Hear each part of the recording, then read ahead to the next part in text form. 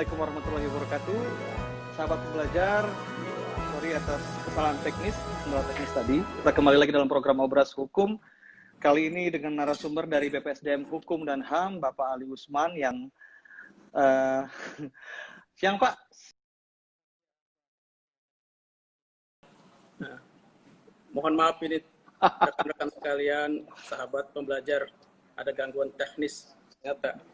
Ya. Sahabat pembelajar, tema atau topik Obras Hukum kita kali ini adalah mengenai diversi. Sebagai pembuka bagi sahabat pembelajar yang mungkin baru kali ini mendengar istilah diversi erat kaitannya dengan anak-anak yang bermasalah dengan hukum. Di mana anak itu batasan dalam undang-undang negara kita maksimal ada 18 tahun. Betul ya Pak Ali ya? Betul. Ya, betul. Nah, sahabat pembelajar, dalam anak yang bermasalah dengan hukum itu tidak selalu menjadi pelaku. Terkadang anak-anak itu menjadi saksi dan menjadi korban. Jadi istilah yang anak-anak bermasalah dengan hukum tidak selalu dia menjadi terdakwa atau tertuduh ya Pak ya? Terdakwa? Tidak. Bukan terdakwa. Iya, betul. Pak Ali, kita sudah berkali-kali mendengar adanya kasus perundungan yang dilakukan oleh sahabat atau anak-anak di sekolah, di mana itu pun sudah terekam video dan menyebar. Kemudian juga ada anak-anak yang menjadi korban pelecehan, ada juga anak-anak yang menjadi saksi terjadinya tindakan pelanggaran hukum, baik yang dilakukan oleh keluarga ataupun oleh orang lain. Jadi anak-anak ini kan beda ya Pak ya, kondisi psikologis dan fisiknya Pak dengan dewasa. Nah, mohon pencerahan nih Pak Ali, bagaimana nih Pak dalam pelaksanaan peradilan bagi anak-anak yang bermasalah dengan hukum ini Pak? Silakan Pak. Iya, jadi gini, ketika anak berhadapan dengan hukum yang dikatakan anak sebagai pelaku tindak pidana, anak sebagai korban, maupun anak sebagai saksi, itu memang proses peradilannya berbeda dengan orang dewasa. Kalau pelaku tindak pidana dilakukan anak seperti yang Pak Sofi tadi sampaikan, bahwa ketika anak sebagai pelaku, maka proses peradilannya menggunakan Undang-Undang Nomor 11 Tahun 2012 tentang Sistem Peradilan Pidana Anak. Di mana Undang-Undang Nomor 11 Tahun 2011 Pak ya. Undang-Undang Nomor 11 Tahun 2012 tentang Sistem Peradilan Pidana Anak. Di mana substansi dari undang-undang ini salah satunya ada itu upaya diversi, di mana penyidik, pihak kejaksaan sampai dengan proses pemeriksaan di pengadilan, di peradilan, itu menggunakan harus atau wajib menggunakan upaya diversi dengan pendekatan keadilan restoratif. Ini jika pelaku tindak pidananya adalah seorang anak. Jadi seperti itu prosesnya. Dalam proses peradilannya Pak, ketika anak itu masih dalam proses pemeriksaan, itu apakah dia ditahan di rumah tahanan seperti biasa atau bagaimana Pak proses peradilannya? Penahanannya, persidangannya? Iya, jadi untuk anak ketika menjadi pelaku tindak pidana pada proses penyidikan, penuntutan maupun pemeriksaan di pengadilan itu harus menggunakan upaya diversi. Jadi tidak boleh ditahan. Penahanan terhadap anak itu upaya terakhir. Jadi upaya diversi ini justru penyelesaian anak itu di luar pengadilan, di luar proses pengadilan. Berarti dia masih di rumah Pak ya selama proses pengadilan? Iya.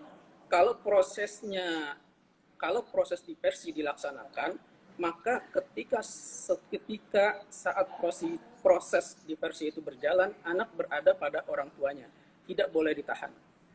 Nah, apakah selama proses peradilan itu nanti ada pengawasan secara tiap hari atau pengawasan oleh para petugas dari kejaksaan atau pengadilannya, Pak? Atau dibiarkan begitu saja? Oh, tidak. Jadi ketika misalkan anak sebagai pelaku tindak pidana, kemudian upaya diversi di tingkat penyidikan dilaksanakan, maka nanti pengawasan, pembimbingan itu dilaksanakan oleh petugas atau pembimbing kemasyarakatan. Itu juga sebagai pejabat fungsional penegak hukum, itu namanya pembimbing kemasyarakatan yang mempunyai PK ya Pak ya? Iya, itu nanti yang memberikan pengawasan, penelitian kemasyarakatan ketika proses diversi berjalan. Jadi saya ulang Pak, supaya sahabat pembelajarnya ingat bahwa proses diversi ini menghindari penahanan anak. Diusahakan tidak ada penahanan bagi anak yang bermasalah dengan hukum. Begitu Pak ya? Iya, eh, jadi sebetulnya pengertian dari diversi ini kan adalah penyelesaian atau pengalihan penyelesaian perkara pidana anak dari proses peradilan ke proses di luar peradilan. Nah, nanti prosesnya ini yaitu dinamakan musyawarah diversi.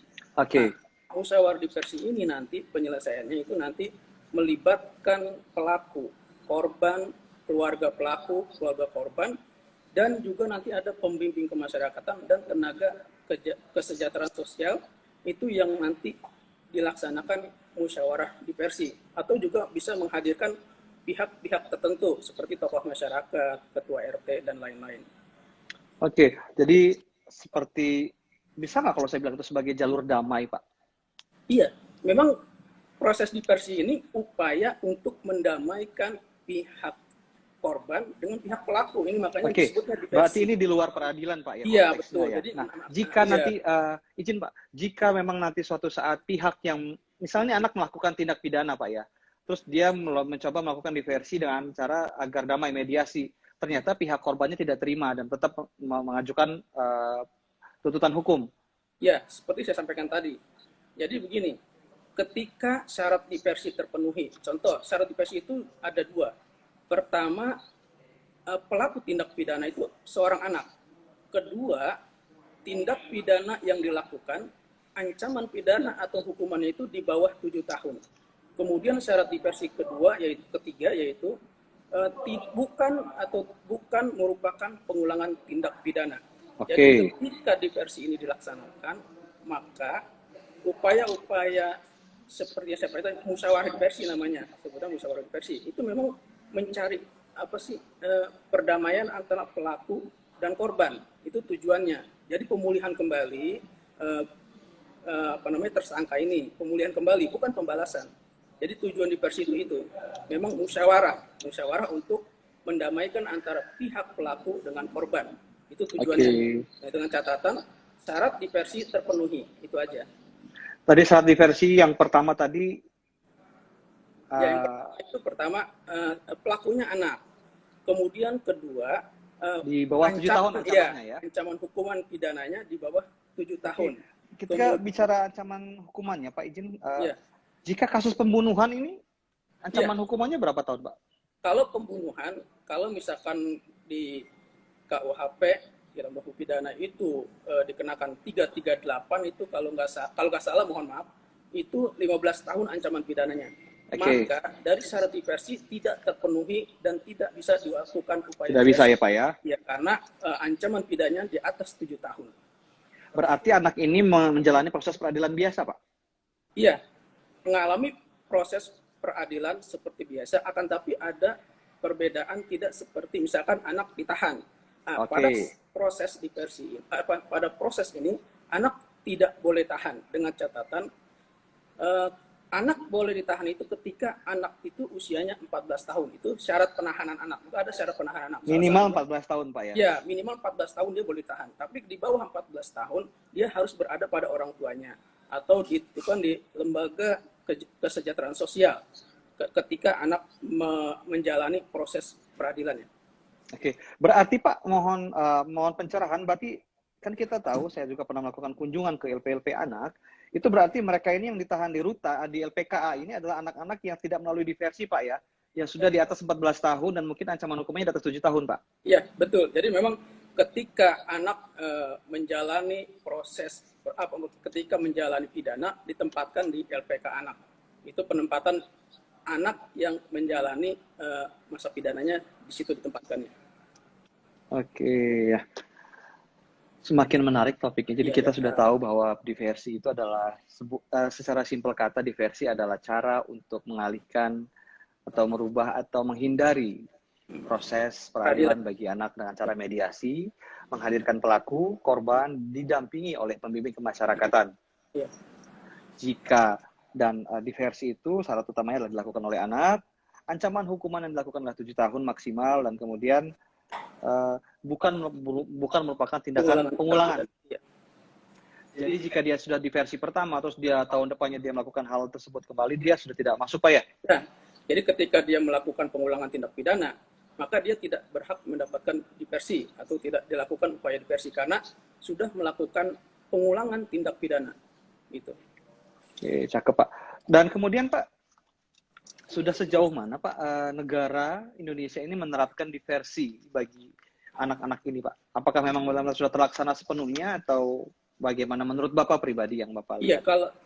kalau saya lihat memang sudah dilaksanakan seperti contoh anak-anak pelajar yang belum lama ini ikut demo Undang-Undang Cipta Kerja ya. Itu memang diamankan, kemudian dikembalikan kepada orang tua. Ini secara langsung kita bisa lihat bahwa ini pasti ada upaya diversi di situ. Nah, di dalam diversi ini apakah ada pendekatan-pendekatan hukum, Pak?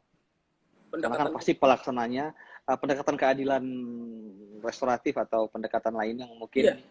Jadi memang diversi ini pelaksanaannya pendekatannya itu menggunakan restoratif justice atau keadilan restoratif. Apa keadilan restoratif itu? Penyelesaian perkara pidana anak dengan melibatkan pelaku, korban, keluarga pelaku, keluarga korban, ini dilibatkan. Juga nanti pada saat musyawarahnya itu melibatkan pembimbing kemasyarakatan, kemudian tenaga kesejahteraan sosial profesional. Inilah nanti di pembimbing kemasyarakatan ini bertugas melakukan penelitian kemasyarakatan terhadap anak tersebut yang melakukan tindak pidana. Jadi keadilan restoratif ini, jadi penyelesaiannya itu melibatkan pelaku. Jadi semua yang terlibat dilibatkan nanti ketika musyawarah diversi. Jadi seperti musyawarah biasa, mencari penyelesaian yang adil untuk kepentingan terbaik bagi anak, bukan pembalasan. Itu jadi tujuan dari pendekatan keadilan restoratif itu. Kemudian, nah tadi kita menyebutkan adanya pembimbing kemasyarakatan, mana kita tahu banyak sekali rekan-rekan pemasyarakatan kita yang mendaftar menjadi JFT pembimbing kemasyarakatan. Nah, untuk dalam pelaksanaan diversi tersebut, agar dapat didampingi oleh pembimbing kemasyarakatan itu apakah PK-nya itu kita yang menghubungi atau pengadilannya yang menghubungi PK-nya itu bagaimana Pak? Nanti tahap teknisnya, contoh di upaya penyidikan di tingkat kepolisian. Nanti pihak kepolisian, penyidik dari pihak kepolisian nanti akan berkoordinasi dengan Bapas atau nanti dengan pembimbing kemasyarakatannya untuk memberitahukan, berkoordinasi kapan mulai dilakukan penelitian kemasyarakatan terhadap pelakunya. Itu nanti ada koordinasi berarti kepolisian Pak yang menghubungi nanti pihak kepolisian yang menghubungi pihak Bapas atau dalam hal ini pembimbing kemasyarakatan untuk melakukan penelitian kemasyarakatan. Oke, kita tadi sudah mulai tahu apa diversi, syarat dan ketentuannya dan bagaimana prosesnya. Nah, sekarang misalnya setelah dilaksanakan diversi, Pak, tidak ditemukan kata sepakat. Iya. Damai tidak tercipta. Nah, itu gimana, Pak? Solusi selanjutnya? Iya.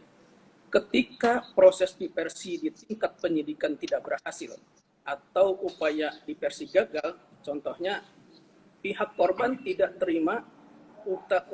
terima untuk dilakukan diversi, maka nanti pihak penyidik, dari pihak juga pembimbing kemasyarakatan yang terlibat akan menyampaikan atau meneruskan ke pihak ke penuntutan.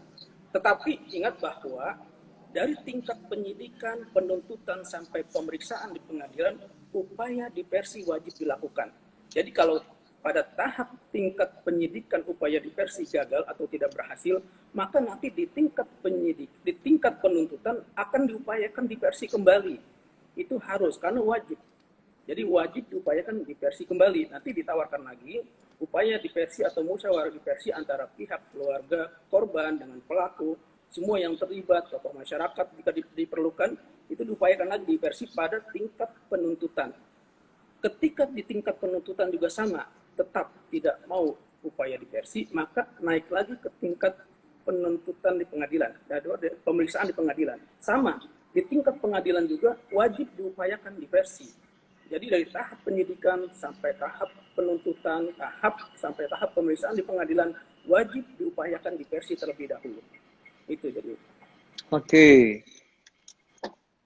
kenakalan remaja dan nah, jika di awal tadi kita bicara bahwa anak yang bermasalah dengan hukum itu tidak selalu menjadi pelaku.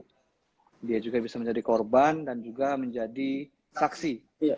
Nah, tadi kita bicara mengenai anak yang menjadi pelaku mungkin Pak ya. Nah, jika anak itu menjadi korban nih Pak, Iya. Apakah ada pendampingan dari psikolog oleh negara atau bagaimana Pak? Korbannya korban apa dulu nih? Korban. Misalnya Pak, korban pelecehan Pak. Iya.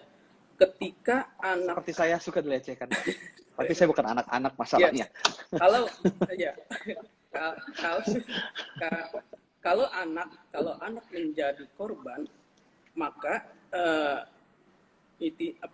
kalau anak yang menjadi korban, maka pelaku, misalkan orang pelakunya nih anak-anak juga atau dewasa nih, jadi harus jelas juga. Pelakunya dewasa. Nah, ya, kalau pelakunya dewasa, maka bukan upaya diversi yang dilakukan, akan tetapi pelakunya akan dikenakan Undang-Undang Nomor 35 Tahun 2014 tentang perubahan atas Undang-Undang Nomor 23 Tahun 2002 tentang perlindungan anak.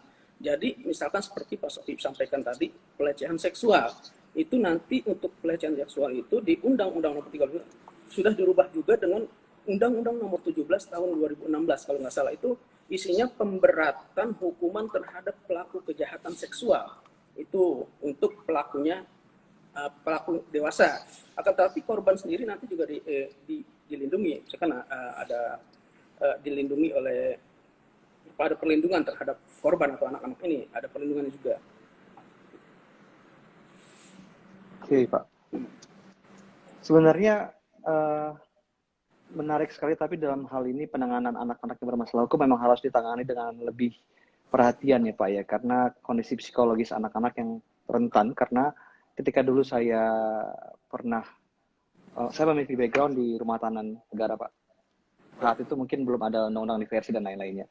Terkadang anak-anak yang mungkin masuk itu masih pengetahuannya tentang kriminal A, dalam pergaulan karena bergabung sama orang-orang dewasa itu yang ada dia bukannya makin membaik, yang ada makin pinter, dalam tanda kutip pinter Pak ya. Jadi ya keluar masuk lagi.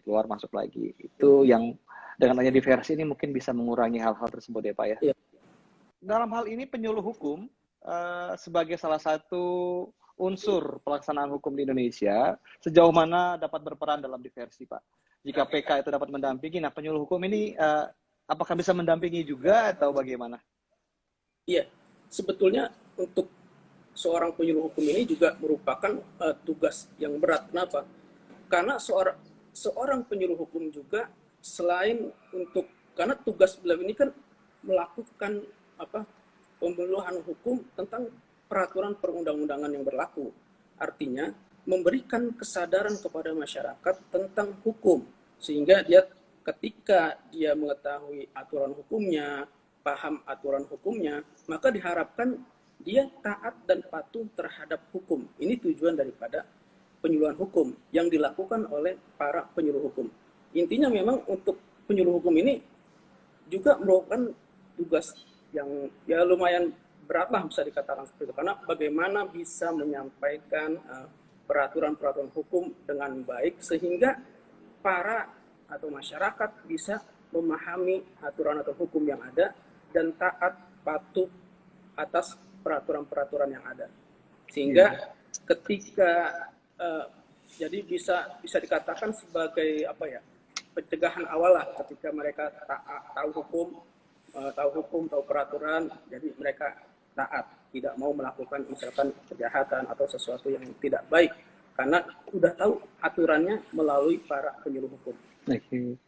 Jadi di sini penyuluh hukum berperan sebagai sosialitator Pak ya. Iya, semacam itu. Kata baru tuh, ya. Sosialitator yang mana memberikan informasi kepada masyarakat yang mungkin belum banyak tahu bahwa diversi itu ada untuk anak sebagai solusi pelaksanaan pidana bagi anak itu sendiri.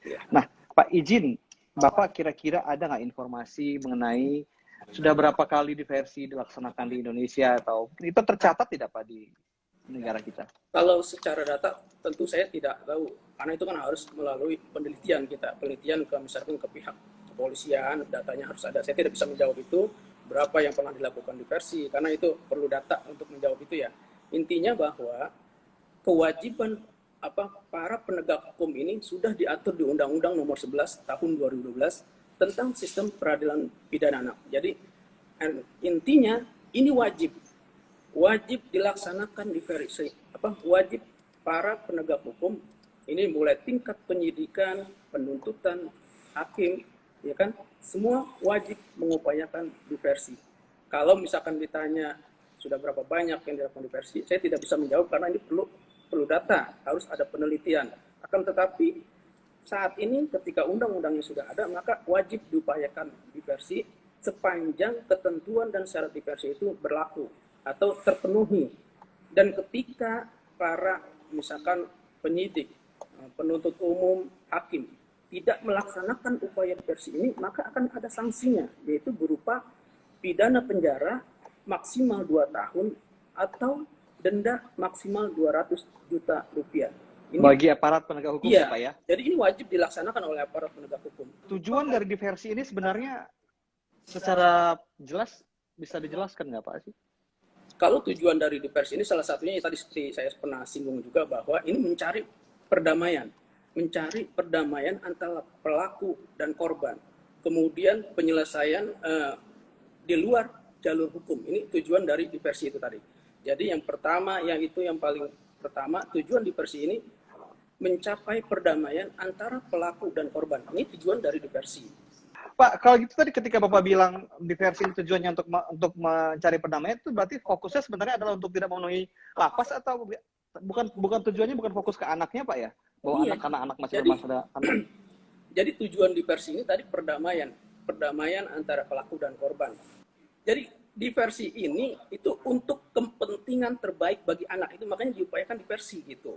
Iya, karena udah bilang tadi. Iya, karena mungkin anak ini belum bisa mempertanggungjawabkan perbuatan hukumnya gitu. Makanya anak itu kan disebut anak itu seseorang yang belum berusia 18 tahun dan yang masih dalam kandungan. Artinya di usia tersebut mereka mungkin belum bisa bertanggung jawab pidana, walaupun bisa seperti saya sampaikan tadi bahwa syarat nahanan tadi 14 tahun umurnya. Nah, di bawah itu maka dikembalikan kepada orang tua, berada sama orang tua. Ini juga kan kepentingan, jadi tujuannya itu tadi, kepentingan terbaik bagi anak. Misalkan anak itu cuma melakukan pencurian sendal, ya kan? Kalau dia di penjara, ya kan cuma karena mencuri sendal, bayangkan dia kehilangan pendidikan, ya kan? Tapi dengan proses diversi ini, hak-hak anak itu akan terpenuhi semua, hak pendidikan, walaupun dia nanti juga upaya upaya pemenjaraan itu upaya terakhir, gitu. Jadi nanti ada pembinaan di lembaga-lembaga pembinaan. Jadi bukan tujuan akhir itu yang dicapai, tapi kepentingan terbaik bagi anak itu yang tujuan daripada upaya diversi ini, gitu. Oke Pak. Nah tadi Bapak bicara soal anak di dalam kandungan, tadi Bapak ya? Betul nggak Pak? Apa? Kurang anak yang masih dalam kandungan. Anak dalam kandungan dia. Ya. Jadi di undang-undang ini pengertian anak itu di Undang-Undang Perlindungan Anak nomor 35 tahun 2014 yang tadi saya sebutkan bahwa anak itu yaitu seseorang yang belum berusia 18 tahun termasuk anak masih dalam kandungan. Kenapa? Karena anak yang di dalam kandungan itu sudah dilindungi oleh undang-undang tersebut, yaitu Undang-Undang Nomor 35 Tahun 2014 tentang perubahan atas Undang-Undang Nomor 23 Tahun 2002 tentang perlindungan anak. Contohnya apa? Tindakan aborsi. Jadi pelaku aborsi terhadap anak ini nanti dia akan dikenakan Undang-Undang Nomor 35 gitu. Jadi sanksinya itu ada di situ. Jadi pelaku aborsi itu pelakunya dapat dijerat pidana berdasarkan Undang-Undang Perlindungan Anak itu. Makanya dikatakan anak itu termasuk yang dalam kandungan. Itu. Jadi sejak dalam kandungan sudah dilindungi oleh Undang-Undang Perlindungan Anak. Gitu. Karena banyak sekarang kan pelaku-pelaku aborsi yang memang itu sengaja, walaupun aborsi itu sebetulnya dibolehkan dengan syarat dan ketentuan yang ada. Betul. Gitu. Tapi kalau memang itu dengan cara-cara yang tidak sesuai dengan peraturan perundang-undangan, maka sanksinya tadi Undang-Undang Nomor 35 Tahun 2014 tentang perlindungan anak. Menarik. Nah, ini sudah tidak terasa, kita sudah hampir 1 jam sih, Pak. Iya. 40 menit. Nah, terakhir Pak, pertanyaan saya, dalam pelaksanaan diversi selama ini, menurut Bapak kira-kira apakah ada kendala atau problem dalam pelaksanaannya, Pak? Atau memang sudah sempurna, proses hukumnya seperti itu sudah bagus? Apakah kira-kira ada hal yang menurut Bapak perlu diperbaiki atau yang telah terjadinya problem di dalam pelaksanaan diversi, Pak? Iya. Memang sebetulnya kalau menjawab pertanyaan ini perlu ada penelitian menurut saya. Kenapa? Intinya karena ini kan seperti saya bilang bahwa pertanyaan ini tidak bisa dijawab kalau tidak ada hasil penelitian. Menurut saya harus ada jawaban bahwa ini kendalanya seperti ini, mungkin ada atau mungkin ada penelitian Bapak pernah baca gitu Pak tentang diversi ini? Iya, pernah saya, kalau di tulisan saya pernah baca bahwa memang kadang ada upaya diversi, misalkan begini, petugas pembimbing pemasyarakatan. Ini kan ketika pelaku anak ini, itu kan ada penelitian dulu, ada penelitian kepada anak tersebut. Itu nanti orang tua yang tidak tahu, dia curiga ini maunya apa, kenapa, gitu kan. Jadi yang seperti yang pernah saya baca itu kalau dari tulisan-tulisan itu seperti itu salah satunya. Kemudian juga ada juga yang tidak mau upaya diversi itu. Jadi dia tidak mau bahwa dia kekeh tetap minta melalui jalur pengadilan penyelesaiannya. Tapi kan undang-undang mengatur bahwa ini harus upaya diversi. Makanya ketika di penyidikan tidak mau upaya diversi, nanti di penuntutan sama diupayakan diversi juga. Nanti tetap pada terakhirnya anak akan diputus bebas kalau memang dia kesalahannya mungkin hanya kesalahan ringan. Itu. Yeah. Tapi makanya saya sampaikan ketika saya melakukan penyuluhan hukum tentang undang-undang ini, itu saya sampaikan bahwa kalau hanya kasus-kasus yang kecil, sebaiknya dimusyawarahkan pada tingkat RT saja atau tingkat RW saja. Karena menurut saya buang-buang waktu dan buang-buang tenaga kalau hanya diselesaikan melalui jalur pengadilan. Sampai situ. Karena upaya diversi ini wajib. Jadi tingkat penyidikan itu pasti akan mengupayakan diversi. Nanti pihak kepolisian atau penyidik itu sebagai fasilitatornya, dan nanti pembimbing kemasyarakatan sebagai wakil fasilitatornya yang melibatkan nanti juga orang tua korban, orang tua pelaku, mungkin juga melibatkan tokoh masyarakat. Nah, disitulah nanti dilakukan musyawarah, namanya musyawarah diversi. Yang tadi saya sampaikan bahwa tujuannya apa? Untuk mendamaikan pelaku dan korban. Itu kecuali kasus-kasus yang berat. Kalau pembunuhan kan jelas tidak memenuhi upaya diversi. Jadi untuk menjawab pertanyaan Pak Supri tadi, mungkin perlu ada penelitian khusus untuk itu. Jadi saya mungkin sedikit saja menjawab itu aja. Oh iya, ya saya terus terang menambah pengetahuan setelah kita berbicara ini Pak, bahwa tadi pada awalnya saya berpikir diversi adalah tetap ada peradilan tapi tidak ditahan Pak gitu. Jadi ternyata sebenarnya itu di luar peradilan nih Pak ya. Nah itu mungkin rekan-rekan atau masyarakat mungkin yang banyak yang belum paham dan belum ngeh soal ini Pak. Karena mungkin berpikir hanya menghindari penahanannya saja Pak. Jadi tetap aja di rumah tapi tetap datang sidang terus pulang gitu Pak. Ya, itu salah satunya. Selama masa Bapak menjadi penyuluh hukum ini ada nggak menangani atau menemui konsultasi dari masyarakat yang anaknya bermasalah dengan hukum dan melaksanakan diversi, Pak? Kalau yang untuk diversi tidak pernah, tapi ada kasus-kasus yang seperti waktu saya melakukan penyuluhan hukum itu tentang sistem peradilan pidana anak, itu yang undang-undang nomor 11 ini, itu ada salah satu orang tua minta pendapatnya tentang karena anaknya ini kan pemakai narkoba. Saya juga lucu, sebetulnya ketawa juga dalam hati, kenapa? Karena orang tuanya pemakai juga.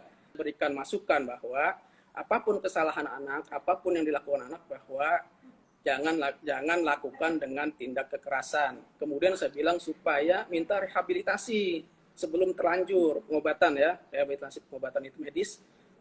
Saya upayakan seperti itu.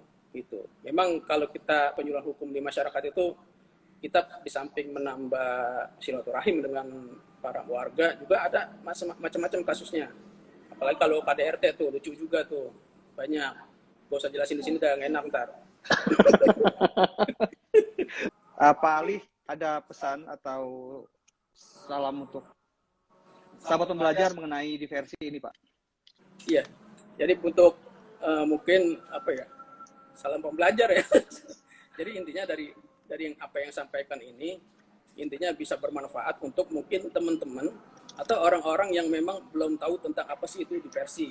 Itu sehingga nanti ketika ada kasus anaknya atau anak ponakannya yang mengalami kasus seperti sebagai pelaku tindak pidana, paling tidak tahu apa sih yang harus dilakukan. Itu jangan sampai nanti ada oknum-oknum tertentu yang memanfaatkan kejadian misalkan gini, sebetulnya di upaya diversi ini anak itu tidak ditahan, ya kan, kembali kepada orang tua, tapi mungkin pada saat proses itu dimanfaatkan oleh orang-orang tertentu. Udahlah, biar anak lo nggak ditahan, sini urusan gua, kasarnya begini ya, urusan gua, keluarin uang sekian biar anaknya nggak ditahan, padahal upaya diversi tidak boleh ditahan. Itu nanti takut seperti itu dimanfaatkan oleh orang-orang yang tidak tahu, nanti dihubungi, udah biar nggak ditahan, sini keluarin uang sekian. Nah, ini takutnya ada oknum yang seperti itu. Tapi ketika paham, oh diversi seperti ini, oh dia nggak akan kena dibohongin gitu lah kasarnya.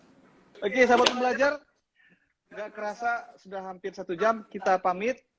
Pak Ali, terima kasih. Sama-sama. Dan jangan lupa sahabat pembelajar untuk mampir ke YouTube Pak Ali yang sudah mencapai ribuan subscriber ini. Ya, terima kasih yang sudah subscribe. Pak Ali, makasih Pak Ali ya. Sama-sama. Ya. Assalamualaikum warahmatullahi wabarakatuh. Salam pembelajaran. Salam pembelajaran.